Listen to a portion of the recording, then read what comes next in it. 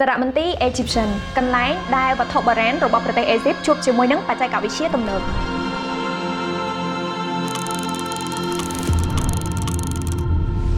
សារមន្ទីរ Grand Egyptian គឺជាវិមានថ្មីមួយសម្រាប់កេរដំណែលរបស់ប្រទេសអេស៊ីបនិងជាសារមន្ទីរបុរាណវិទ្យាដ៏ធំបំផុតមួយនៅលើពិភពលោកសារមន្ទីរនេះត្រូវបានបើកដំណើរការជាផ្លូវការនៅខែវិច្ឆិកាឆ្នាំ2025បន្ទាប់ពីការអាក់ខានជាច្រើនលើកច្រើនសារសំណង់ដ៏អស្ចារ្យមួយនេះមានតម្លៃរហូតដល់រាប់ពាន់លានដុល្លារត្រូវបានរចនាឡើងដោយក្រុមស្ថាបត្យករ Hennegan Peng ដែលមានទំហំ 50,000 ម៉ែត្រការ៉េមានរូបរាងធរណីមាត្រដូចពីរ៉ាមីតបន្ទាត់រាងត្រីកោណរបស់វាអគារ Atrium ដ៏ធំនិងហ្វាសាតថ្មត្រង់ប៉ះជាមួយពន្លឺព្រះអាទិត្យបង្កើតបានទៅជាខ្លោងទ្វារផ្សារភ្ជាប់រវាងអតីតកាលនិងបច្ចុប្បន្ន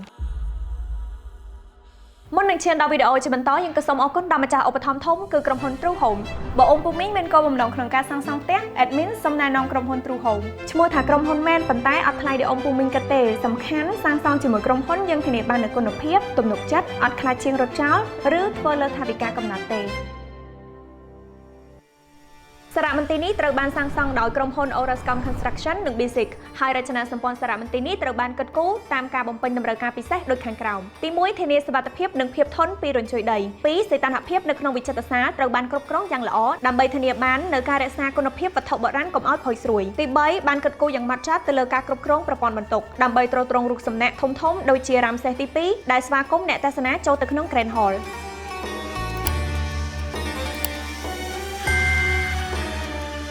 នៅខាងក្នុងវត្ថុបុរាណជាង 100000 ប្រាប់ពីរឿងរ៉ាវនៃអរិយធម៌ដ៏រុងរឿងប្រមាណជា 5000 ឆ្នាំរបស់ប្រទេសអេស៊ីបវិចិត្រសាលទូតាំងកាមុនបង្ហាញការប្រមូលផ្ដុំសំណៅវត្ថុបុរាណដែលជាភស្តុតាងពីផ្នែករបស់ទ្រង់រទេះសេះមាសគ្រឿងអលង្ការនិងរបាំងមុខមរណៈវិចិត្រសាលនីមួយៗត្រូវបានរចនាដើម្បីទាក់ទាញអ្នកទស្សនានៅក្នុងពិភពនៃព្រះចៅផារ៉ោនដោយប្រើពន្លឺលំហនិងបច្ចេកវិទ្យាអន្តរកម្មទំនើបសារមន្ទីរ Grand Egyptian មិនមែនគ្រាន់តែជាអគារនោះទេវាគឺជាកាតាលីករវប្បធម៌វាត្រូវបានរំពឹងថាទាក់ទាញភ្ញៀវទេសចររាប់លាននាក់ជារៀងរាល់ឆ្នាំធ្វើឲ្យវិស័យទេសចរកាន់តែរីកចម្រើនបម្រើជាមជ្ឈមណ្ឌលសម្រាប់ការអប់រំការអភិរក្សនិងការសហការអន្តរជាតិក្រោមការផ្សារភ្ជាប់នៃធាតុបុរាណនិងវិស្វកម្មទំនើបសារមន្ទីរ Grand Egyptian គឺជាស្ពានឆ្លងកាត់រាប់សហសវត្សរ៍ដែលជាកន្លែងដែលភាពអស្ចារ្យនៃអតីតកាលរបស់អេស៊ីបជួបនឹងការរីកចម្រើននាពេលអនាគតរបស់អេស៊ីប